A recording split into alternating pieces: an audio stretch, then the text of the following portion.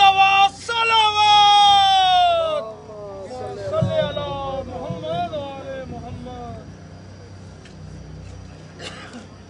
اعوذ باللہ من الشیطان الرجیم. بسم اللہ الرحمن الرحیم. الحمد للہ الذی لا يبلغ مدحته القائلون ولا يحصي نعماءه العابدون ولا يؤدي حقه المجتهدون الذي لا يدركه بعد الهمم ولا يناله غوث الفتن الذي ليس لصفته حد محدود ولا نعت موجود ولا وقت معدود ولا أجل ممدود فترى الخلائق بقدرته ونشر الرياح برحمته وابتدى بالصخور ميدان أرضه. والصلاة والسلام والتحية والإكرام على سيدنا الممجد بشيرنا المسدد نذيرنا المؤيد المصطفى الأمجد والمحمود الأحمد أبي القاسم محمد. اللهم صل على محمد وآل محمد وعلى آله الطيبين الطاهرين المعصومين المظلومين الذين أذهب الله عنهم الرجس وطهرهم تطهيرا. اللهم صل على محمد وآل محمد. لا سيما على الإمام المختار قاتل المنافقين والكفار قسيم الجنة والنار صاحب ذي الفقار مصداق قول النبي المختار لأطئن الراية غدا رجلا كرارا غير فرار. الإمام النجم الثاقب علي بن أبي طالب. اللهم صل على محمد وآل محمد. لعنة الله على أعدائهم وغاصب حقوقهم ومنكر فضائلهم أجمعين من الآن إلى قيام يوم الدين. أما بعد فقد قال الله سبحانه تبارك وتعالى في محكم كتابه الحكيم وهو أصدق القائلين. بسم الله الرحمن الرحيم. فاقم وجهك للدين حنيفا فطرة الله التي فطر الناس عليها لا تبديل لخلق الله ذلك الدين القيم ولكن أكثر الناس لا يعلمون. صدق الله العلي العظيم. اللهم صل على محمد وآل محمد. عزیزان محترم، جیسا کہ آپ کے علم میں ہے کہ اس بات کی تصدیق ہو گئی کہ محرم کا آغاز ہو چکا ہے. آج یہ پہلی تاریخ تھی کہ جس کا دن تمام ہوا اور اب دوسری محرم کی شب لگ چکی ہے. سن 1442 ہجری کا آغاز ہو چکا ہے. دنیا کے گوشے گوشے میں جہاں جہاں دوستداران اہل بیت بستے ہیں، جہاں جہاں عزاداران حسین و ماتمداران حسین رہتے ہیں، وہ سب اس سال کشتگان راہ خدا کی قربانیوں کی 1381ویں یاد منائیں گے. اب کربلا والوں کی خدمت میں خراج عقیدت बसूरत अश्क व मातम पेश करेंगे। ये हमारा जज्बा, ये हमारा इजहार अकीदत वो है कि जो ज़माने को महवे हैरत डाल देता है। इस हमारे अंदाज को देख के कि इन दिनों हम सबको न तो खाने पीने का ख्याल रहता है, न तो आराम की फिक्र होती है, बस ख्याल होता है तो ये कि वहाँ पहुँच जाएं जहाँ पर कि हुसैन की सफ़े हज़र बिछी है। इस हमारे वलवले को और इस जज्बे को देख के ज़माना ये समझा कि ये गम इस कौम की वजह से जिंदा है। मैं कहता हूँ कि ऐसा नहीं है, हमारी वजह से ये गम नहीं बल्कि इस गम की वजह से हम जिंदा हैं।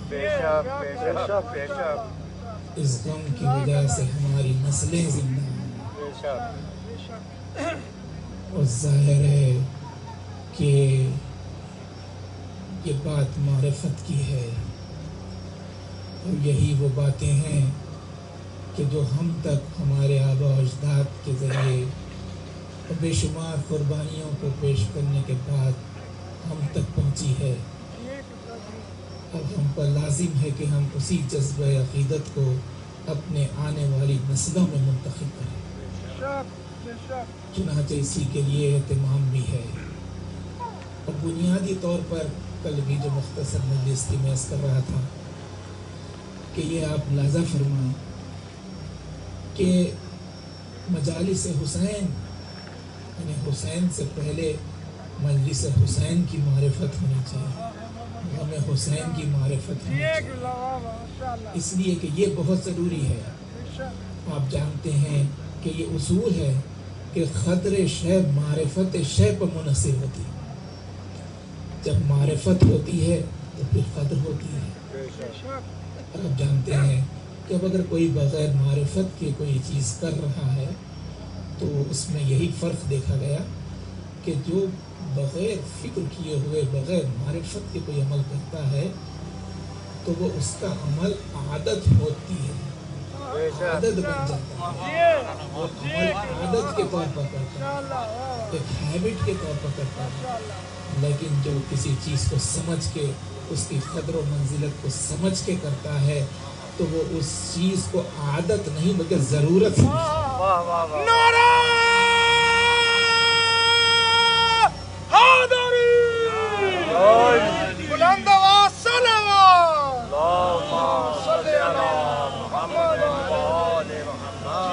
उसको आदत नहीं बल्कि ज़रूरत समझता है, तो उसको हैबिट नहीं बल्कि नेसेसिटी समझता है।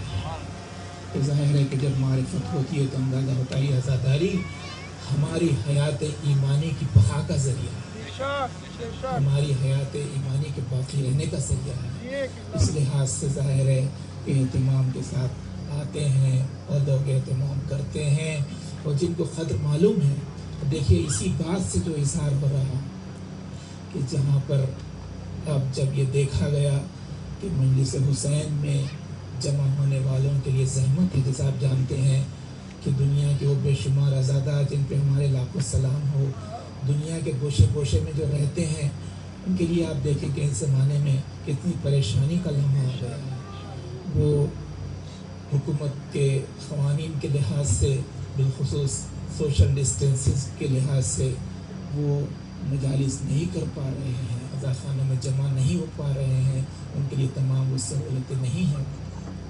आप और हम इस लिहाज से खुश नसीब हैं कि खुदावंद आलम ने हमारी मिल्लत में ऐसे अफराद को रखा कि जिन्होंने महसूस किया कि अगर मजलिस में शिरकत के लिए अगर सिर्फ ये एक माने हैं कि वो ख़रीब ना हो तो सही हम ऐसी मजलिस कर सकते हैं कि तुम महफूज भी रहो और मजलिस में शरीक भी रहो। माशाअल्लाह, क्या कहने। ज़ाहिर है मैं कहता हूँ ये भी तौफीक उधर से है। और अजीज़ान मोहतरम, इसमें जो बुनियादी बात ये समझनी है कि हम मजलिस में काहे के लिए आते हैं। मजलिस में हम काहे के लिए जमा होते हैं? और ये देखिए कि मजलिस सुन लेना और है, ऑनलाइन के ऊपर सुन रहे हैं वो बात और है, लेकिन ये कि फिजिकल प्रेजेंस जी बजाते ये और बात है। इसका असर आप देखें तो मजलिस में जाके वहाँ पर तो ये जो नेमत आपको मिल रही है, मैं इसकी तरफ मुतवज्जो करूँ तो मैंने कहा, लोग कहते हैं कि मजलिस हुसैन दर्सगाह का नाम है, एक यूनिवर्सिटी का नाम है कि जहाँ से कि इल्म हासिल होता है, जहाँ से इल्म तक़सीम होता है। लेकिन मैं कहता हूँ कि ये मकसद तो है, लेकिन सिर्फ ये मकसद नहीं है। अगर मजलिस हुसैन का मकसद सिर्फ ये होता कि वहाँ से इल्म बांटा जाए तो मजलिस में वो लोग नहीं आते जो साहिबान इल्म हैं। मजलिस में आपने देखा होगा कि कई मजलिसें होती हैं जहाँ पर उलमा भी तशरीफ लाते हैं जी, और फिर उलमा क्या हुजूर, वो ज़माना था कि आइम्मा थे तो आइम्मा भी मजलिस में शिरकत करते थे जी। मैंने कहा उलमा कहते हैं और हर दर्जे के, चाहे वो सिफ़तुल इस्लाम हो, चाहे वो आयतुल्लाह हो, चाहे वो मराजे हो, वो भी मजलिस में शिरकत करते हैं, आइम्मा भी करते थे। अगर पूछा जाए कि आपके पास तो इल्म है, आप मजलिस में क्यों आ रहे हैं, तो मैं चाहता हूँ वो यकीनन यही कहेंगे कि मजलिस में कोई और चीज़ है जो हासिल होती है, और वो है दुआए फातिमा। दुआए फातिमा जो यहाँ पर हासिल होती है वो कहीं पर नहीं हो सकती है, इसलिए कि दुआए फातिमा ही की बड़ी अहमियत है। मैंने कल भी अर्ज़ किया था कि छठे इमाम जाफर सादिक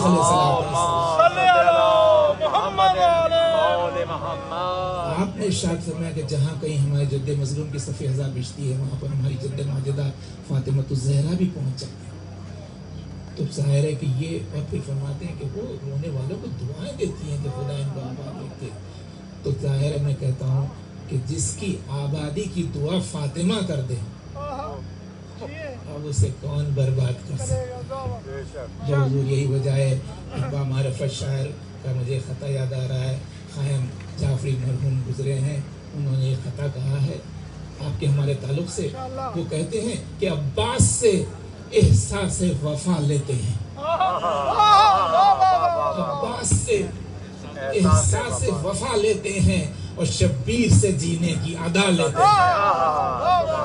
अब्बास से एहसास वफ़ा लेते हैं और शब्बीर से जीने की अदा लेते हैं, और क्या हमको मिटाएगा ज़माना कायम, हम फातिमा ज़हरा की दुआ लेते हैं।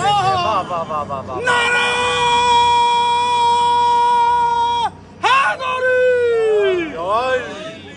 क्या कहने मिटाएगा ज़माना, क्या कहने फातिमा ज़हरा की दुआ लेते हैं। ज़माने ने बड़ी कोशिश की कि हम मिट जाएं, ज़ाहिर है कि वो लोग मिट गए जिन्होंने हमको मिटाना चाहा।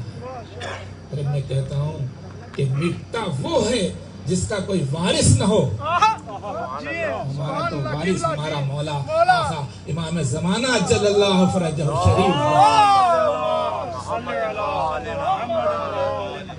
क्या कहने किबला, माशाअल्लाह। अज़ीज़ान मोहतरम, ज़ाहिर है कि इस लिहाज से अब मैं आपकी खिदमत में शरफ़ कलाम हासिल करने के लिए, गुफ्तगू करने के लिए, मेरा यकीनन ये शरफ़ है मुझ हक़ीर का, हादी बाक़ी हैदराबादी हाल मुक़ीम जैसी का, कि आपने मुझे मदऊ किया और ये शरफ़ मुझे अता फरमाया। अब ज़ाहिर है कि इसमें जो एहतमाम है, जो तरीक़ा है, आप हज़रात जानते हैं कि मैंने कहा जैसे लोग कहते हैं दर्सगाह है, अगर ये दर्सगाह है तो दर्सगाह हुसैनी की जो बुनियादी किताब है, जो बेसिक बुक है, उसको कुरान कहते हैं। चुनांचे आप देखें कि इसका आगाज़ भी कुरान की आयत से होता है, दरमियान में भी कुरान की आयतें पढ़ी जाती हैं, इख्तिताम भी कुरान की आयत पर होता है। और ज़ाहिर है क्यों ना हुसैन की आज़ादारी में कुरान की तिलावत हो, इसलिए कि उसकी अज़ा है जिसने सर और तन में जुदाई के बावजूद नो के नेज़ा से कुरान की तिलावत की। इसी लिहाज से मैंने आपकी खिदमत में कुरान मजीद के 30वें सूरे, कुरान मजीद के 30वें सूरे रूम की 30वीं ही तिलावत का शरफ़ हासिल किया। جس میں خداوند عالم مخاطب ہے آپ کے ہمارے نبی جناب محمد مصطفیٰ صلی اللہ علیہ وآلہ وسلم، وہ فرما رہا ہے کہ فاقم وجہک للدین حنیفہ، کہ حبیب اپنے رخ کو ہر طرف سے موڑ کے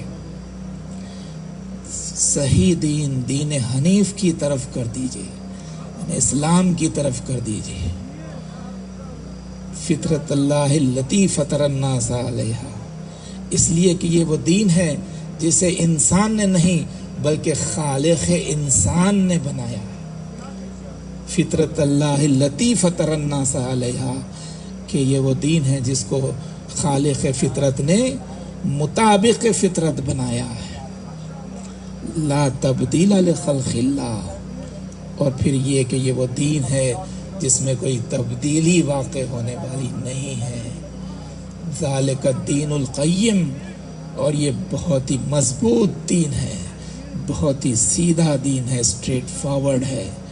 اور یہ کہنے کے بعد اب خداوند عالم وہ بات کر رہا ہے جسے سب لوگ محسوس کر رہے ہیں کہ وَلَٰكِنَّ أَكْثَرَ النَّاسِ لَا يَعْلَمُونَ، لیکن انسانوں کی اکثریت اس سے لا علم ہے کہ اسلام کیا ہے، اسلام کی خصوصیت کیا ہے، اسلام کی عظمت کیا ہے۔ چنانچہ آپ ملاحظہ فرمائیں کہ یہاں پر یہ بات جو کہی جا رہی ہے کہ اسلام ایسا مذہب ہے کہ جو نیچر کو اپیل کرنے والا ہے، جو نیچر کے پیرالل جانے والا ہے، مطابق فطرت ہے۔ ظاہر ہے کہ اب اگر فطرت پر جو چلنے والا ہو، فطرت کو جو پسند کرنے والا ہو، یقیناً وہ دین اسلام کو پسند کرے گا جی، اور پھر اس میں کوئی تبدیلی ہونے والی نہیں ہے۔ ظاہر ہے کہ تبدیلی وہاں ہوتی ہے کہ جہاں پر اس چیز کا جو بنانے والا ہو وہ ایسا ہو کہ جس کا علم ناقص ہو، تو جب ناقص علم رکھ کے کوئی چیز کوئی پیش کرتا ہے تو اس میں ہوتا ہے کہ کچھ دنوں کے بعد وہ چیز بدل دی جاتی ہے، اس لیے کیونکہ دوسرا آتا ہے وہ کہتا ہے کہ نہیں یہ مسئلہ غلط تھا تو اس کو بدل دیا جاتا ہے، اس تھیری کو بدل دیا جاتا ہے۔ تو یہاں پر ایک خالق انسان نے بنایا ہے، مطابق فطرت بنایا ہے، اور پھر یہ کہ یہ کہا جا رہا ہے کہ یہ بہت ہی سیدھا دین ہے، بہت ہی مضبوط دین ہے۔ تو عزیزان محترم، یہ ساری اچھائیاں دین اسلام میں ہے، لیکن یہ کہ اب یہ کیا مسئلہ ہے کہ لوگ اس کی طرف اٹریکٹ ہونے کے بجائے اس سے ریپل ہوتے ہوئے نظر آ رہے ہیں۔ ہر انسان کو ظاہر ہے کہ یہ دین پسند آنا چاہیے تھا، اس کی طرف کھینچنا چاہیے تھا۔ اب ظاہر ہے کہ یہی وہ بات ہے کہ جہاں پر قرآن نے خود جو آخری میں ایک چبھتی ہوئی بات کہی کہ وَلَٰكِنَّ أَكْثَرَ النَّاسِ لَا يَعْلَمُونَ، کہ بہت سے ایسے انسان ہیں، یعنی انسانوں کی اکثریت وہ ہے، میجارٹی وہ ہے کہ جو اس سے لا علم ہے۔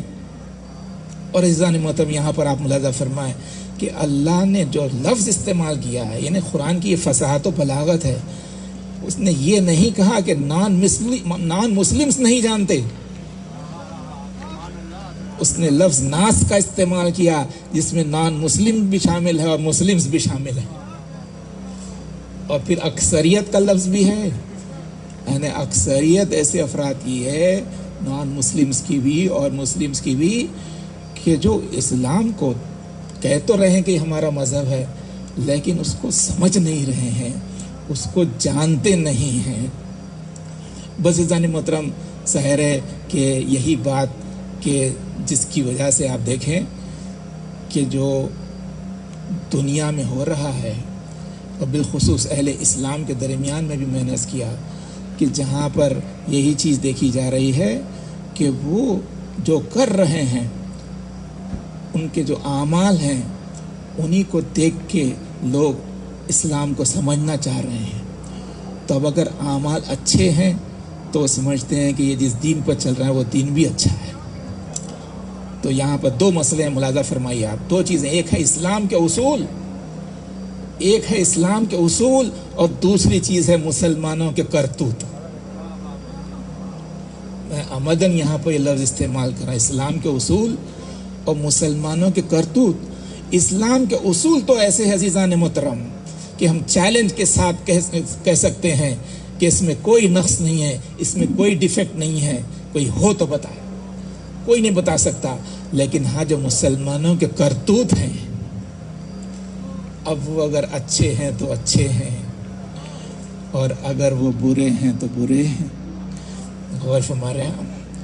تو آپ دیکھیے کہ اب جو زمانہ دیکھ رہا ہے کہ مسلمان یہ کر رہے ہیں، مسلمان وہ کر رہے ہیں، یہ کیا مسئلہ ہے، یہ کیا مسئلہ ہے، تو عزیزان محترم میں کہتا ہوں کہ وہ نقطہ جہاں پر کہ حقیقت میں اسلام کو پہچانوایا گیا ہے، توجہ چاہتا ہوں میں مقصد پہ میں آ رہا ہوں کہ وہ جگہ جہاں پر کہ پہچانا گیا ہے کہ حقیقی اسلام کیا ہے اور غیر حقیقی اسلام کیا ہے، وہ اسی جگہ کو کربلا کہتے ہیں۔ کربلا وہ مقام ہے کہ جہاں پر بتایا گیا کہ ریئل اسلام کیا ہے، فیک اسلام کیا ہے۔ اور فرما رہے ہیں آپ یہ بات کہ ہم ظاہر ہے کہ اب اسلام کو سمجھنا چاہتے ہیں، اس میں میری تقاریر کا عنوان یہی ہے، اسلام ہے، لیکن کون سا اسلام؟ وہ اسلام ہم سمجھنا چاہتے ہیں جسے کربلا میں حسین نے بچایا ہے۔ غور فرما رہے ہیں آپ، جسے کربلا میں حسین نے بچایا ہے۔ آپ جانتے ہیں کہ امام حسین کو جنہوں نے قتل کیا ہے اور اتنی بے دردی سے قتل کیا ہے جس کا تصور نہیں کیا جا سکتا، لیکن یہ کہ وہ جو قتل کرنے والے تھے عزیزان محترم، وہ کوئی کافر نہیں تھے، وہ کوئی یہودی نہیں تھے، وہ کوئی عیسائی نہیں تھے، بلکہ وہ مسلمان تھے۔ مسلمان کہے جا رہے تھے، جی نماز پڑھنے والے تھے، ایسے نماز پڑھنے والے تھے کہ عصر کے وقت انہوں نے آواز بلند کی تھی کہ حسین کو جلدی قتل کرو کہ ہم کو نماز عصر پڑھنی ہے۔ جی روزہ دار تھے، حاجی تھے، حافظ قرآن تھے، زکوٰۃ دینے والے تھے، جہاد کرنے والے تھے۔ اور آپ دیکھیں کہ ادھر بھی نماز ہو رہی تھی، ادھر بھی نماز ہو رہی تھی، ادھر بھی روزے رکھے جا رہے تھے، ادھر بھی روزے رکھے جا رہے تھے، ادھر بھی حج کیا جا رہا تھا، ادھر بھی حج کیا جا رہا تھا، ادھر بھی زکوٰۃ دی جا رہی تھی، ادھر بھی زکوٰۃ دی جا رہی تھی۔ تو اب ظاہر ہے کہ دونوں تو ایک نہیں ہو سکتے۔ توجہ چاہتا ہوں میں، آپ جانتے ہیں یہ اصولی بات ہے کہ اگر دو نظریات کے درمیان میں ٹکراؤ ہوتا ہے تو یہ تو کہا جا سکتا ہے کہ دونوں غلط ہیں، لیکن یہ نہیں کہا جا سکتا کہ دونوں صحیح ہیں۔ غور فرمائیں آپ، صحیح تو ایک ہی ہوگا۔ تو کس میں جرأت ہے کہ وہ یہ کہہ سکے کہ حسین اور حسین کے ساتھی جو تھے وہ غلط تھے؟ ماننا پڑے گا جو ان کے مقابل تھے وہ غلط تھے اور یہ صحیح تھے۔ لیکن میں نے عرض کیا کہ اب یہ صحیح و غلط کا پیمانہ کیا تھا؟ بحضور آج تو ابتدائی مجلس ہے، اور ابتدائی مجلس میں یہی ہوتا ہے کہ جہاں پر عنوان کی وضاحت ہوتی ہے، تو میں وہی آپ کی خدمت میں پیش کرنے کی کوشش کر رہا ہوں کہ جہاں پر آپ دیکھیں کہ کیا فرق تھا۔ اور سادگی کے ساتھ میرا یہ اپنا اسٹائل ہے کہ میں چاہتا ہوں کہ باتوں کو میں ایسے پیش کروں کہ جہاں پر اختتام پر اگر پوچھا جائے کہ بھئی کیا پڑھایا گیا تو کوئی یہ نہ کہے کہ بہت زبردست پڑھا گیا، کہ کیا پڑھا گیا تو کہ یہ مت پوچھو کہ کیا پڑھا گیا۔ میں چاہتا ہوں کہ بات ایسی ہو کہ ایک کہے دوسرا سمجھے، تو یہ سادگی کے ساتھ اور مولائیوں کا مجمع ہے۔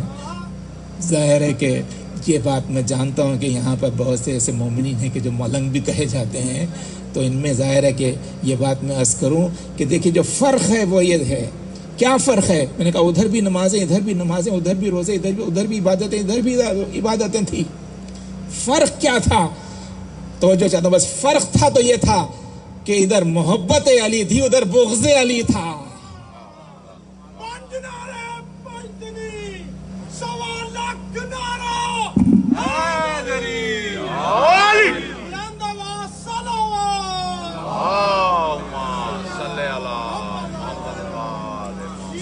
اور معلوم ہوا کہ بغض علی اتنی خطرناک بری چیز ہے کہ جو ایسے ایسے اعمال کرا دیتی ہے، ایسی ایسی جنایتیں کرا دیتی ہے۔ جی حب علی، ادھر حب علی تھا، ادھر بغض علی تھا۔ غور فرمائیں آپ، خود انہوں نے خود کہا آخری میں جب امام حسین نے آ کے پوچھا مجھے کیوں قتل کر رہے ہیں تو سب نے بیک زبان ہو کے کہا بغضاً لأبیک، آپ کے بابا کی دشمنی میں ہم آپ کو قتل کر رہے ہیں جی۔ تو ادھر محبت علی اور ادھر دشمنی علی بحضور حسین نے جو بچایا ہے وہ یہی ہے کہ امام نے ولایت و امامت کو بچایا ہے جی، ولایت و امامت کو بچایا ہے، اور ظاہر ہے کہ اس میں سب کی امامت ہے، اور سب سے بڑھ کے آپ کے میرے مولا امیر المومنین علی ابن ابی طالب علیہ الصلوۃ والسلام کی، اور امام حسین نے اسی کا تحفظ کیا ہے۔ ظاہر ہے کہ عبادتوں کو ہی بچایا، لیکن اس کی حیثیت ثانوی ہے، بنیادی حیثیت ولایت و امامت کو بچانا ہے، اس لیے کہ یزید اسی کو خریدنا چاہ رہا تھا۔ تو مجالس میں یہ ہونا چاہیے عزیزان محترم کہ مجلس میں کیا کام ہونا چاہیے؟ مجلس میں یہ ہونا چاہیے کہ بیانات ایسے ہوں جس کی وجہ سے امامت و ولایت کی عظمت سامنے آ جائے، دفاع امامت ہوتا رہے، دفاع ولایت ہوتا رہے، یہ اصل مقصد ہے۔ امام حسین نے اس کے لیے جان دی۔ اور پھر میں ظاہر اختتام پہ آتے ہوئے میں یہی عرض کروں آپ کی خدمت میں کہ دیکھیے مجلس جو ہوتی ہے نا، اس میں تو ظاہر مومنین آتے ہیں، بانیان مجلس ہوتے ہیں، آرگنائزرز ہوتے ہیں، سب کا خیال رکھا جاتا ہے، لیکن مجلس میں سب مل کے جس چیز کا خیال رکھتے ہیں وہ یہ کہ ایسی مجلس ہو، ایسا بیان ہو کہ حسین خوش ہو جائے۔ اصل مسئلہ تو یہ ہے، ہم اصل حسین کو خوش کرنا چاہتے ہیں۔ اب یہ معلوم کریں کہ حسین کن باتوں سے خوش ہوتے ہیں۔ حضور اس کو آپ سمجھ لیں تو انشاءاللہ آپ میرے حق میں دعائیں دیں گے کہ جہاں پر آپ ملاحظہ فرمائیں حسین کو کیا چیز پسند ہے۔ آپ کو معلوم ہے کہ امام حسین کے 3 بیٹے تھے جی، اور آپ نے تینوں بیٹوں کا نام علی رکھا۔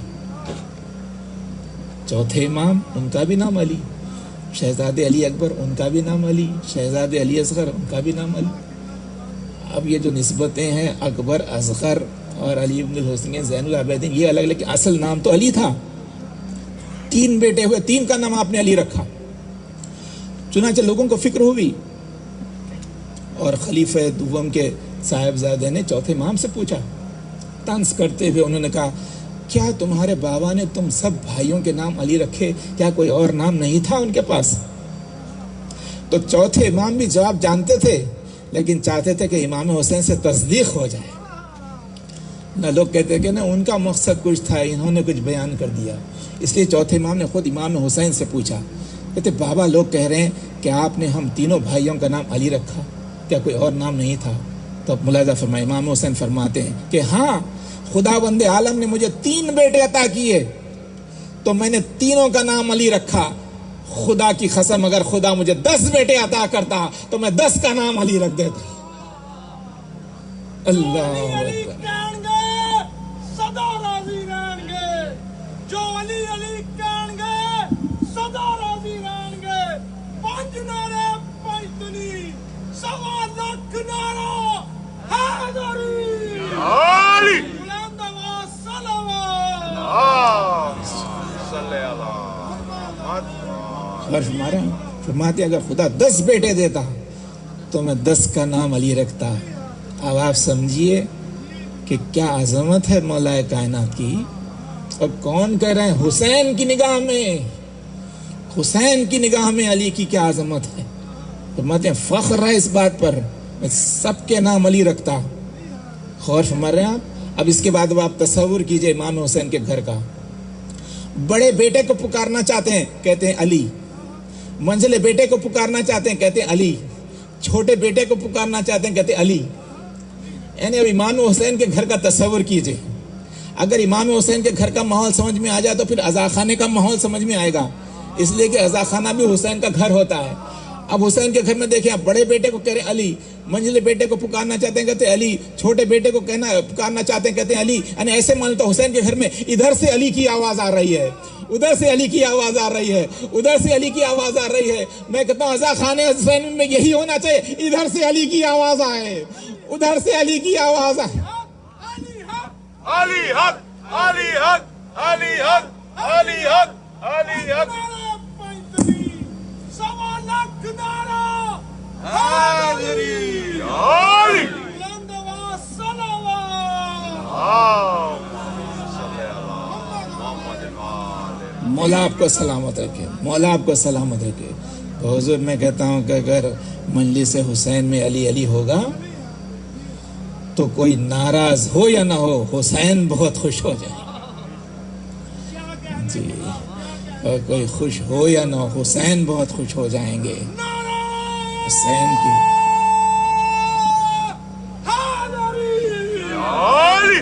تو حضور آپ نے 3 بیٹے ہوئے تو تینوں کا نام علی رکھا، اور پھر 3 بیٹیاں ہوئی تو تینوں کا نام فاطمہ رکھا۔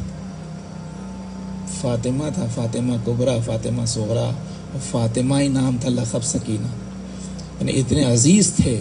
تو ظاہر ہے کہ اس لحاظ سے ہم کو بھی عزیز ہوتے ہیں، اور میں نے کہا یہ حسین کی محبت ہے اور اس لحاظ سے یہ ہونا چاہیے۔ اب حضور وہاں پر جو قرآن نے کہا ہے کہ یہ باتیں اسلام کے بارے میں، اس لیے کہ بہت سے لوگ جانتے نہیں ہیں، اور میں کہتا ہوں یہی بات ہے۔ ہمارے درمیان میں بھی نا بہت سے اعتراضات ہوتے ہیں، اور وہی جو لوگ جانتے نہیں ہیں وہ کہتے ہیں یہ صحیح وہ صحیح، یہ غلط وہ غلط، یہ کرو وہ کرو، یہ مت کرو وہ مت کرو جی۔ بہت سے لوگ تو ایسے بھی نکلے ہیں جو کہتے ہیں کہ سب کیا ہے، ہمارے مجالس میں تو بس صرف فضائل رہ گئے۔ یعنی آپ بتائیے یہ بات کہ یہ کہتے ہیں ہمارے مجالس میں تو صرف فضائل رہ گئے۔ میں کہتا ہوں یہ ایسے ہی، ہمارے ایک دوست نے کہا تھا یہ تو ایسے ہی ہے جیسے کوئی کہے کہ اب مسجد میں تو صرف نمازیں ہوتی ہیں، مسجد میں نمازیں نہیں تو کیا بھجن ہوگا؟ اسی لیے مجلس حسین میں علی علی نہیں تو پھر کیا ہوگا؟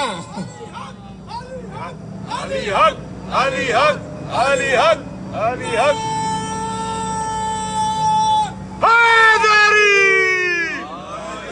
بھائیزان محترم، انشاءاللہ میں انہی باتوں کو آہستہ آہستہ آپ حضرات کی خدمت میں پیش کرتا رہوں گا، تاکہ میں نے کہا اصل مقصد یہ ہے کہ امام حسین خوش ہو جائیں، اور ظاہر ہے کہ یہی ہوگا، اور اسی لحاظ سے ہر لحاظ سے امام حسین نے اہتمام کیا ہے۔ بحضور جب ابتدائی منزلوں سے گزر رہے تھے تو آپ نے جب مدینے میں وصیت نامہ محمد حنفیہ کے حوالے کیا تو وہاں پر یہی کہا تھا۔ لوگ اس کا بھی حوالہ دے کے اس کا بھی ناجائز استعمال کرتے ہیں کہ جہاں امام حسین نے کہا کہ ہاں آپ نے کہا کہ انی لم اخرج اشروں ولا بطروں ولا مفسدوں ولا ظالمہ، کہ میں جو ہے نکل رہا ہوں، میں خروج کر رہا ہوں، باہر جا رہا ہوں، میں شاید مدینے کو چھوڑ رہا ہوں، لیکن آپ نے فرمایا میں کوئی اس کام کے لیے لم اخرج اشروں، کہ میں اپنے کو بڑا دکھانے کے لیے نہیں جا رہا ہوں، بطر ہوں اپنے آپ کے غرور کی وجہ سے نہیں نکل رہا ہوں، تکبر کی وجہ سے کہ میں بھی کچھ ہوں، مفسدہ ہوں فساد کرنے کے لیے نہیں جا رہا ہوں، ولا ظالمہ اور ظلم کرنے کے لیے نہیں جا رہا ہوں۔ کہے کے لیے جانا؟ فرماتے ہیں کہ انی خرجت لطلب الاصلاح فی امت جدی، اور میں چاہتا ہوں کہ اپنے جد کے امت کی اصلاح کروں، لیکن پھر رکتے نہیں، اس کے بعد فرماتے ہیں کہ اريد ان آمر بالمعروف وانہی عن المنکر، اور میں چاہتا ہوں کہ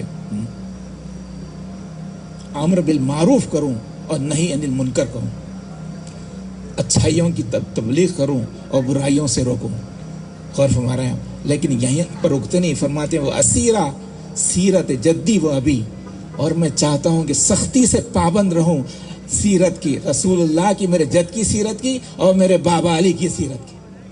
تو دیکھیے اختتام پھر امام حسین نے حضرت علی پہ کیا جی۔ لوگ یہاں تک بات کو نہیں لاتے، یعنی اسیرہ پہ سیرت جدی ہے، میں نے سختی سے عمل کرنا چاہتا ہوں، یہی وجہ ہے۔ اس کے بعد آپ پورے مارے کے کربلا کو دیکھیں، امام حسین نے جو بھی اقدامات کیے ہیں ان سب میں ان اسٹینڈرڈ کا خیال رکھا جو رسول اللہ کے اسٹینڈرڈ تھے، جو امیر المومنین کے اسٹینڈرڈ تھے، جو ان کو پسند تھے، اسی لحاظ سے جو اقدامات ان کو پسند تھے، جن کو ساتھ لیا آپ نے انہی افراد کو کہ جن کے پاس وہ قابل قدر تھے، ان کو نکال دیا اور علیحدہ کر دیا جس کو کہ وہ پسند، یعنی سارے اقدامات کو۔ تو یہاں پر تو یہ ہے، اور یہ صحیح ہے کہ آپ نے کہا امر بالمعروف و نہی عن المنکر، لیکن عزیزان محترم نیکیوں کی بھی قسمیں ہوا کرتی ہیں، توجہ چاہتا ہوں میں، اور اسی طرح سے منکر یعنی برائیوں کی بھی قسمیں ہوا کرتی ہیں۔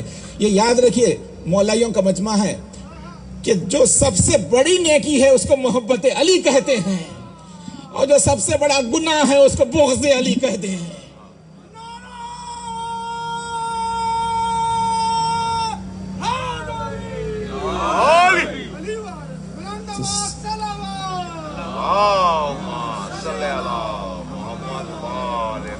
بحضور اس لحاظ سے میرا عنوان یہی ہے کہ ہم اس اسلام کو سمجھنا چاہتے ہیں جس کو کربلا میں حسین نے بچایا، اور ظاہر ہے کہ وہی اسلام ہے جو اگر پھیل جائے تو ساری دنیا اس اسلام کی طرف کھینچ کے آ جائے۔ مختلف باتیں میں پیش کروں گا۔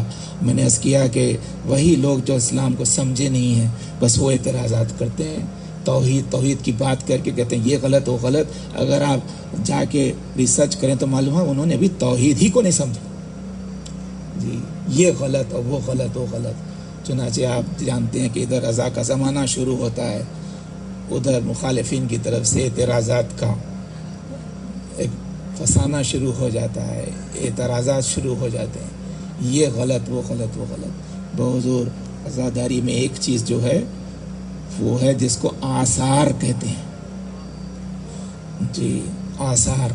آپ حضرات جانتے ہیں آثار ان چیزوں کو کہتے ہیں، مثلا کوئی شخص ہے، اب اس کے بعد وہ گزر گیا، اور وہ گزرنے کے بعد کوئی چیز ایسی اس سے جو متعلق ہے اس کو اگر دیکھیں تو وہ یاد آ جاتا ہے، اس کو کہتے ہیں آثار جی۔ مثلا کوئی شخص ہے گزر گیا، آپ نے ان کے گھر کو دیکھا وہ یاد آ گیا، ان کے حجرے کو دیکھا وہ یاد آ گئے، ان کے قلم کو دیکھا وہ یاد آ گئے، ان کی کتابوں کو دیکھا۔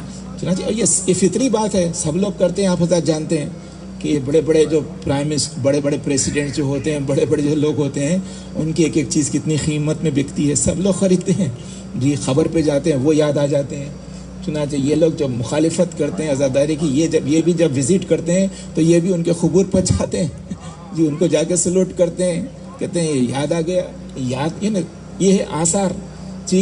اور پھر میں کہتا ہوں حج میں کیا ہے، حج میں مکمل جو حج ہے اس میں جو چیزیں ہیں وہ کیا ہے، وہ یہی آثار تو ہیں جی۔ وہاں پر جو ہے چاہے زمزم ہے، اور وہ جا کے وہاں کے لوگ پانی پیتے ہیں، وہاں کا پانی لے کے آتے ہیں، لوگوں کو تبرک دیتے ہیں، تو کیا یہ کیا ہے، کیا یہ آثار میں سے ہے کہ اس کو دیکھنے سے اسماعیل کی یاد آ جاتی ہے کہ اسماعیل کے پیروں کی رگڑ سے یہ چشمہ جو نکلا تھا اسماعیل کی یاد آتی ہے جی۔ اور پھر اس کے بعد صفا و مروہ، اس میں جا کے لوگ صحیح کرتے ہیں، دوڑتے ہیں، اچکتے ہیں، کہ یہ کیا ہے، کہ حاجرہ کی یاد اس سے تازہ ہوتی ہے۔ پھر جو قربانی کرتے ہیں کہ وہ اسماعیل کی یاد تازہ ہوتی ہے جی۔ حجر اسود ہے، ابراہیم کی یاد تازہ ہوتی ہے، بہت سی چیزیں سب اس میں یاد ہے، آثار ہے جی۔ اور وہ سب جانے دیجئے، یہ جو حاجی جا کے جو شیطانوں کو پتھر مارتے ہیں یہ بھی کیا ہے جی، بغیر سوچے سمجھے کرتے ہیں۔ یعنی یہ صحیح ہے کہ شیطان نے بھٹکانے کی کوشش کی تھی حضرت ابراہیم کو، حضرت اسماعیل کو، حضرت حاجرہ کو، لیکن شیطان ایسا بیوقوف نہیں عزیزان محترم کہ وہاں پر ٹھہرا ہوا ہے کہ حاجی آ کے اس کو مارے، وہ بھی آثار ہی ہے، یعنی اس کو یاد کرنا ہے۔ یعنی وہ اصل میں معصیت جو پروردگار نے اس نے جو کی تھی تو وہ اصل میں معصیت کو سنسار کرنا ہے جی۔ بغیر سوچے سمجھے جو جا کے مارتے ہیں تو اس میں کرتے ہیں کہ وہاں پر حکم ہے کنکری مارو، تو جا کے بعض لوگ پتھرے مارتے ہیں، جوتے مارتے ہیں، جس کی وجہ سے لوگ زخمی ہو جاتے جی۔ تو یہ تو ہے، تو اب یہ اور یہ وہ سب ان تمام چیزوں کو جائز اور شریعت کہہ کے عام کر رہے ہیں کون؟ وہ جو عزاداری پر اعتراض کرتے ہیں ان کے آثار پر۔ اگر ایسے آثار برے ہیں تو پہلے حج کو بند کرو، وہ بند نہیں کریں گے اس سے تو بزنس بند ہو جائے گا، اس سے تو آمدنی بند ہو جائے گی۔ بھائیزان محترم، میں نے کہا ہمارے پاس جو آثار ہے اور یہ عزاداری میں یہی ہوتا ہے کہ اب آپ دیکھیں کہ عزاداری میں بعض عزاخانوں میں جھولا رکھا جاتا ہے کہ اس کو دیکھنے سے بے شیر کی یاد تازہ ہو جاتی ہے۔ ہمارے پاس عزاداری میں علم ہوتا ہے، اس کو دیکھنے سے عباس با وفا کی یاد تازہ ہو جاتی ہے۔ حسین کا وہ 32 برس کا بھائی کہ جو دریا میں جانے کے باوجود پیاسا نکل آیا، عباس با وفا کی یاد تازہ ہو جاتی ہے۔ ہماری عزاداری میں جو تابوت ہوتا ہے، اس سے حسین کی یاد تازہ ہو جاتی ہے کہ ہائے وہ جس نے ہر ایک کا جنازہ اٹھایا تھا، اس کا جنازہ نہیں اٹھ سکا۔ اور عزیزان محترم، یہ جو عزاداری میں آپ دیکھیں تبرک ہوتا ہے کہ کہیں پر کھانا کھلایا جاتا ہے بٹھا کے، کہیں پر پیک کر کے دے دیا جاتا ہے، یہ بھی کیوں ہے؟ یہ اس لیے ہے کہ اس سے یاد آ جائے کہ کربلا کے میدان میں حسین کو بھوکا شہید کر دیا گیا۔ یہی وجہ ہے کہ چوتھے امام تڑپ کے کہتے تھے واللہ قتل ابی جایا، ہائے میرے بابا بھوکے قتل کر ڈالے گئے۔ اور بی بی زینب بھی کہتی تھی کہ واللہ قتل ابی جایا واتشانا، ہائے میرا بھائی بھوکا اور پیاسا شہید کر دیا گیا۔ یہی وجہ ہے کہ عزا خانوں میں وہاں ہمارے ممالک میں دیکھیں اب سبیلیں لگائی جاتی ہیں کہ اس سے حسین کی پیاس یاد آ جائے۔ اور عزیزہ و ماتم دارو، یہ جو مجلس میں آنسو ہوتے ہیں، ان آنسوؤں کو دیکھنے سے وہ یاد آتے ہیں کہ جن کی آنکھوں میں آنسو آتے تھے تو نوکھائے نیزہ سے اذیت پہنچائی جاتی تھی۔ اور ہاں ماتم دارو، اس میں جو ماتم ہوتا ہے، اس ماتم کو دیکھنے سے وہ سیدانیوں کی یاد آتی ہے جن کے ہاتھ پسے گردن سے باندھ دیے گئے تھے، یا پھر امام زین العابدین کی یاد آتی ہے کہ اصل حسین پر تو ماتم کرنے کا حق ان کو تھا، لیکن وہ بیٹا کیسے باپ کا ماتم کرتا جس کے ہاتھوں میں دوہری دوہری ہتھکڑیاں پہنائی گئی ہوں۔ جزاکم اللہ خیر الجزا۔ محترم سننے والو، اسی رودات کے سننے اور سنانے اور رونے کا زمانہ آ گیا ہے، زہرا کی دعاؤں کے لینے کا زمانہ آ گیا ہے۔ ظاہر ہے کہ آج پہلی محرم ہے اور پھر اس میں ہوتا یہی ہے کہ ہم ایسے موقع پر اس پہلی مصیبت کو یاد کرتے ہیں۔ آپ حضرات جانتے ہیں حسین اس مظلوم کا نام ہے جس نے کہا میں وہ کشتے گریا ہوں جسے ظالموں نے رولا رولا کے مارا۔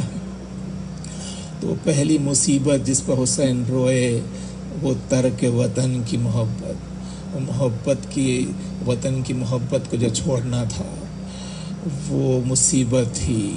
اور ظاہر صرف وطن نہیں تھا عزیزو، وہ وطن جہاں پر اس نانا کی مزار تھی جس نے حسین کو زبان چسا چسا کے پالا تھا، اس ماں کی مزار کو چھوڑنا تھا جس نے حسین کو چکی پیس پیس کے پالا تھا، اور اس بھائی کی مزار کو چھوڑنا تھا جو وطن میں بھی غریب الوطن رہا ہو، جس کے جنازے پر تیر برسائے گئے ہوں۔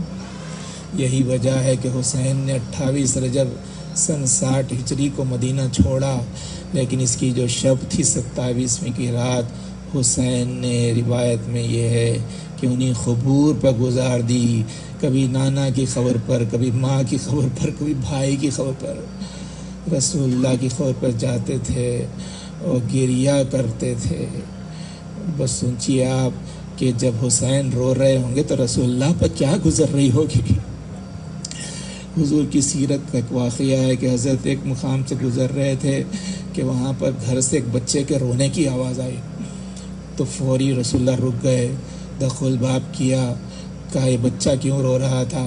تو ماں باپ نے کہا یا رسول اللہ اس نے کوئی بات کی، تو اس کی تنبیہن ہم نے اس کو ذرا سا تنبیہن مارا تو یہ رو رہا ہے۔ تو فرماتے ہیں کہ دیکھو آئندہ سے اس بچے کو نہ مارو، آئندہ سے اس کو نہ رلاؤ کہ اس کی آواز میرے حسین کی آواز سے مشابہ ہے۔ ہاں رسول اللہ کو بچے کا گریا پسند نہیں تھا جس کی آواز حسین کی تھی، اب حسین آ کے رو رہے ہیں اور انیس کہتے ہیں کہ حسین تڑپ کے کہہ رہے تھے کہ تنگ جینے سے ہوں پاس اپنے بلا لو نانا، اپنی تربت میں نواسے کو چھپا لو نانا۔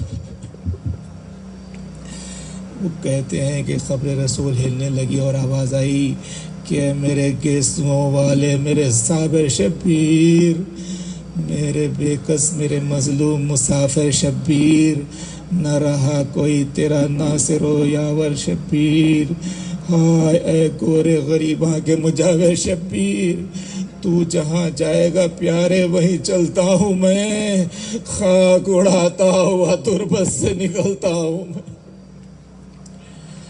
اور میری مائیں بہنیں سن رہی ہیں۔ انیس کہتے ہیں یہ بھی آواز آئی کہ کئی دن سے تیری مادر کو نہیں قبر میں چین، آئی تھی شب کو میرے پاس یہ کرتی ہوئی بہن، گھر میرا لٹتا ہے فریاد رسول استقلین، صبح کو اپنا وطن چھوڑ کے جاتا ہے حسین، کہنے آئی ہوں کہ منہ خبر سے موڑوں گی میں، اپنے بچے کو اکیلا تو نہ چھوڑوں گی۔ اے عزادارو، فاطمہ نے اس کو خبر چھوڑ دی جب حسین نے مدینہ چھوڑا کہ جہاں جہاں حسین تھے وہاں وہاں فاطمہ تھی، اور بعد شہادت حسین جہاں جہاں سر حسین تھا وہاں وہاں فاطمہ تھی، اور اس کے بعد جہاں جہاں ذکر حسین ہے وہاں وہاں فاطمہ۔ یقیناً یہاں بھی کسی گوشے میں بیٹھے ہوئے شہزادی گریہ کر رہے اور آپ کو دعائیں دے رہی ہوں گی۔ شہزادی آتی ہیں بحضور، میرا دل کہتا ہے کہ آج کی مجلس میں فاطمہ کے ساتھ فاطمہ صغرا بھی آئی ہوں گی۔ آپ رو چکے، دو چار جملے اور عرض کروں۔ ظاہر ہے کہ حسین سے جب بیعت طلب کی گئی، آپ نے انکار بیعت کیا، اور پھر اس کے بعد مدینے کو چھوڑنے کا وقت آیا۔ لکھا یہ ہے کہ سواریاں لائی گئیں اور بنی ہاشم نے بیویوں کو سوار کرایا، ہر نوجوان اپنی اپنی ماں کو سوار کراتا تھا، لیکن لکھا ہے جب زینب کی سواری کی منزل آئی تو حسین بھی آگے بڑھے، عباس بھی آگے بڑھے، علی اکبر بھی آگے بڑھے۔ عباس نے زانوں کو خم کیا، علی اکبر نے محمل کا پردہ ہٹایا، حسین نے بازو کو تھاما اور یا علی کہہ کے زینب سوار ہو گئی۔ قافلہ آگے بڑھا، جناب عباس جو قافلے کے نگراں تھے، لکھا یہ ہے کہ ایک مرتبہ آپ نے معائنہ کیا کہ امام حسین نے کہا مولا قافلہ تیار ہے، آگے بڑھا جائے، تو آگے قافلہ چلنے لگا۔ بس لکھا ہے کہ چند قدم قافلہ بڑھا تھا کہ دوڑتے ہوئے حضرت عباس امام حسین کے پاس آئے، کہا کہ مولا غضب ہو گیا۔ آپ نے کہا عباس کیا ہوا؟ کہا مولا ذرا مڑ کے ملاحظہ فرمائیے۔ اب جو آپ نے دیکھا تو کیا دیکھا کہ معصوم فاطمہ صغرا گھر سے نکل چکی ہے۔ یہ عالم ہے کہ دوڑتی ہوئے کبھی گر رہی ہے، کبھی اٹھ رہی ہو کہ پکار قافلے والوں رک جاؤ، قافلے والوں رک جاؤ، گھر سائیں سائیں کر رہا ہے۔ ارے میں تنہا نہیں رہ سکتی۔ امام حسین رک گئے، حضرت عباس نے بچی کو پیش کیا، امام سواری سے کود پڑے۔ کہا صغرا کیا؟ کہا بابا مجھے ساتھ میں لے لیجئے بابا، میں تنہا نہیں رہ سکتی بابا۔ تو امام حسین نے کہا فاطمہ صغرا یہ مشیت خدا ہے، کیا کریں؟ کہ وہ مشیت میں یہی ہے کہ تم وطن میں رہو، ہم سفر میں رہیں، تم ہمارے لیے تڑپو، ہم تمہارے لیے تڑپیں۔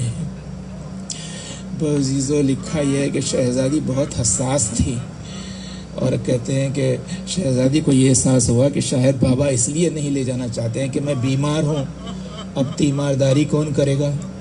پھر یہ خیال ہے شاید بابا مجھے اس لیے نہیں لینا چاہتے ہیں کہ ممکن ہے کہ سواریوں میں جگہ نہ ہو۔ چنانچہ وہ کہتے ہیں انیس نے یہی جذبات نگاری میں وہ ماہر تھے، انہوں نے کہا کہ ایک مرتبہ ہاتھوں کو جوڑ کے صغرا نے کہا بابا مجھے ساتھ میں لیجیے، اور کہا وہ بات نہ ہوئے گی کہ بے چین ہو مادر،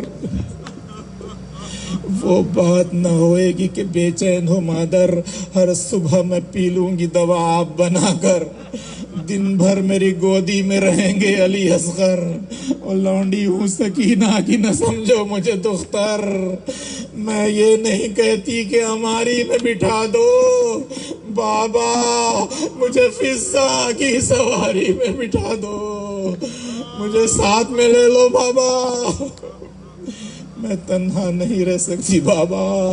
بس امام حسین نے کہا سغرا مشیت سے مجبور ہیں، ہاں جب اپنے مقام پر پہنچ آئیں گے اور اطمینان کی سانس لے لیں گے تو تمہارے چچا عباس کو یا بھیا علی اکبر کو بھیج کے تم کو بلا لیں گے۔ بس سغرا نے جب یہ محسوس کیا کہ امام حسین ساتھ میں نہیں لینا چاہتے تو ایک مرتبہ کہا ٹھیک ہے بابا چلے جائیے، لیکن میری ایک آرزو، ایک حسرت پوری کرتے ہوئے جائیے۔ تو حضور آپ جانتے ہیں امام حسین کو اپنی بیٹیاں بہت عزیز تھی، کربلا میں بھی جب سکینہ نے کہا بابا مجھے سینے پر سلا لیجئے تو حسین نے سارے مجمع فوجوں کے سامنے سکینہ کو سینے پر سلا کے سکینہ کی خواہش پوری کی تھی۔ یہاں سغرا کی خواہش ہو رہی بابا مجھے ایک مرتبہ پھر سے قافلے والوں سے مل لینے دیجئے۔ اہل عذاب جانتے ہیں یہ مدینے کی رودات ہے، اب یہاں پر سواریوں کا بٹھانا ظاہر ہے کہ پھر پردے کا اہتمام کرنا تھا، بہت مشکل کام تھا، لیکن مخاطل بیان کرتے ہیں کہ سغرا کا اضطراب اس منزل کمال پر پہنچا کہ امام حسین کو کہنا پڑا بعض سواریوں کو بٹھا دو۔ پردے کا پھر اہتمام ہوا، بس سواریاں بیٹھنے لگی، بس جو تصور شرد اب بیبیاں اترنے لگی۔ اب سغرا کا یہ عالم ہے کبھی ادھر جاتی ہے کبھی ادھر جاتی ہے، کبھی اس بی بی سے ملتی ہے کبھی اس بی بی سے ملتی ہے، ایک مرتبہ سکینہ کو جا کے سینے سے لگا لیا اور کہا سکینہ تم خوش نصیب ہیں کہ بابا تمہیں ساتھ میں لیے جا رہے ہیں، ہم بد نصیب ہیں کہ ہم کو یہیں پہ رہنا ہے۔ ملتے ملتے ایک مرتبہ بی بی فاطمہ بی بی ام رباب کے پاس گئیں جن کی گودی میں علی اصغر تھے۔ بحضور ایک مرتبہ علی اصغر کو اٹھا لیا، سینے سے لگا لیا، رخسار کا بوسہ دیا۔ ایک مرتبہ شہزادہ جو بہت حساس تھا، چند دنوں کا تھا، مرتبہ لکھا یہ کہا کہ اصغر کوئی میری سفارش نہیں کرتا، تم مجھے چاہتے ہیں لیکن تم سفارش نہیں کر سکتے۔ تو اصغر نے عجیب انداز سے سفارش کی کہ سغرا سے لپٹ گئے۔ بحضور سغرا نے کہا کہ ٹھیک ہے میں اپنے بھائی کو اپنے ساتھ رکھ لینا چاہتی ہوں۔ ایک مرتبہ جناب زینب نے جناب فاطمہ جناب ام رباب نے کہا کہ سغرا یہ تو چھوٹا بچہ ہے، دودھ پیتا بچہ ہے، کہ میں محلے بنی ہاشم کی عورتوں کا دودھ پلا کے اسے پال لوں گی۔ کہا کہ سغرا نہیں، اس کو تو ساتھ میں رہنا ہے۔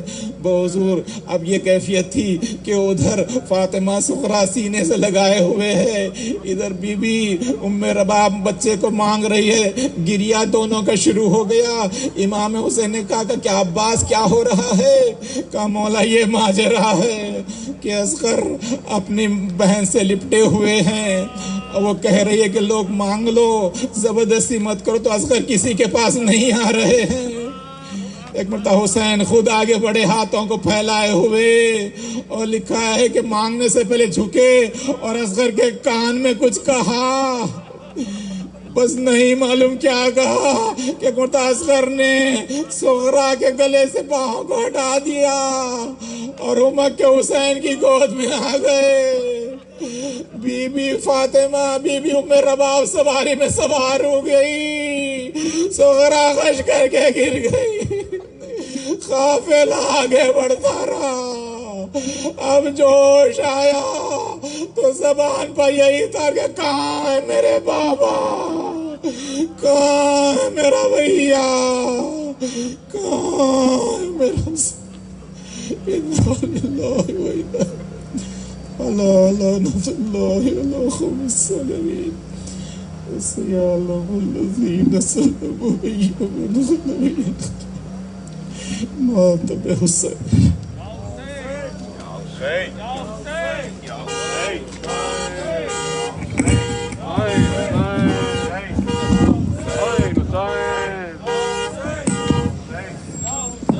یا حسین یا حسین ہمارا اسپیکر سسٹم ابھی بند ہو جائے گا. میرے گاڑیوں میں بیٹھے ہوئے جتنے بھی سامعین ہیں ان سے التماس ہے کہ میرا اور آپ کے بیچ میں صرف ایک ہی چینل ہے اور وہ ہے 99.3. جب تک آپ یہاں سے نہیں جاتے اگر آپ مجھے سن سکیں گے تو صرف اور صرف اپنے 99.3 چینل FM پہ سن سکیں گے. ابھی یہ اسپیکر سسٹم ختم ہو جائے گا. ابھی ماتم والنٹیئرز یہاں پہ ماتم کریں گے. آپ سے صرف التماس ہے کہ آپ اپنی گاڑیوں میں تشریف رکھیں. جیسے ہی پہلا نوا ختم ہو جائے اس کے بعد انشاءاللہ العزیز آپ والنٹیئرز بھی اپنی اپنی جگہ پوسٹ پہ چلے جائیں گے اور آپ اس پارکنگ لاٹ سے بخیر و عافیت ایگزٹ کر سکیں گے. میری بس آپ سے اتنی التماس ہے کہ آپ پہلا نوا سماعت فرماتے جائیے اور اس کے بعد تبرک اور جتنے بھی یہاں پہ ماتمی حضرات ہیں وہ اپنے ماں بہن 6 فیٹ کا ڈفرنس رکھیں. یا حسین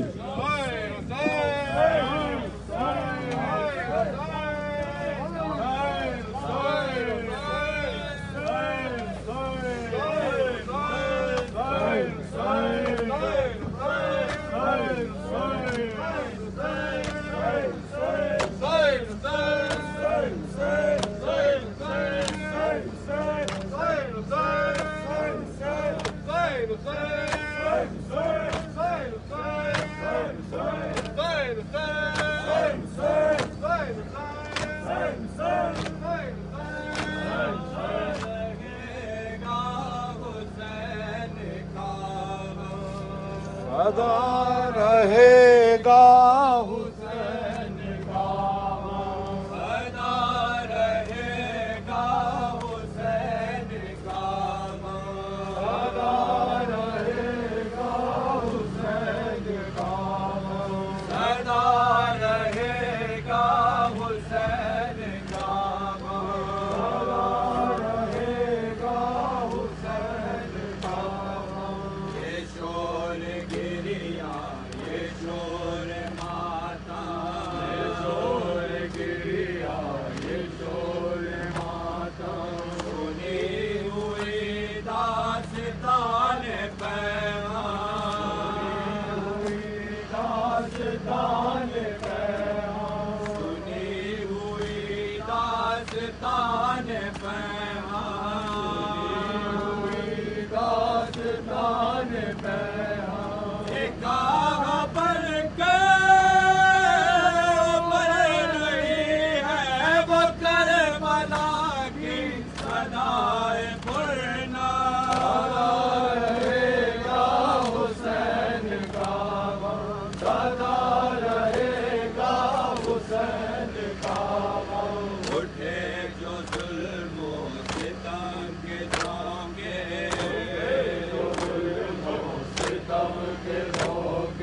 سوال یہ تھا کہ کون روکے سوال یہ تھا کہ کون روکے سوال یہ تھا کہ کون روکے سوال یہ تھا کہ کون روکے.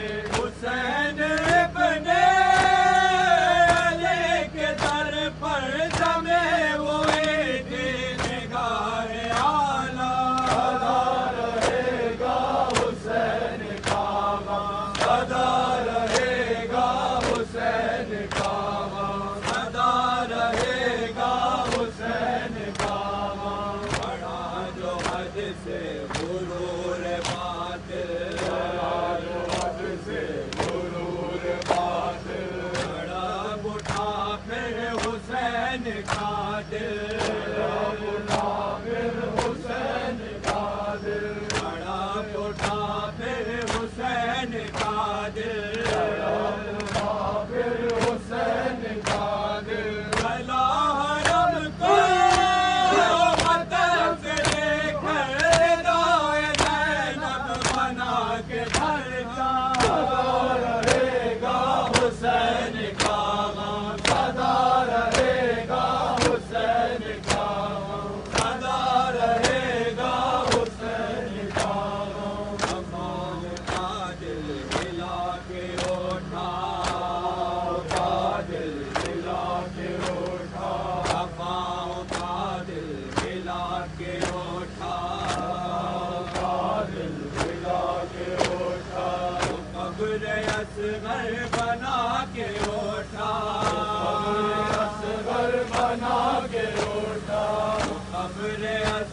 बना के उठा,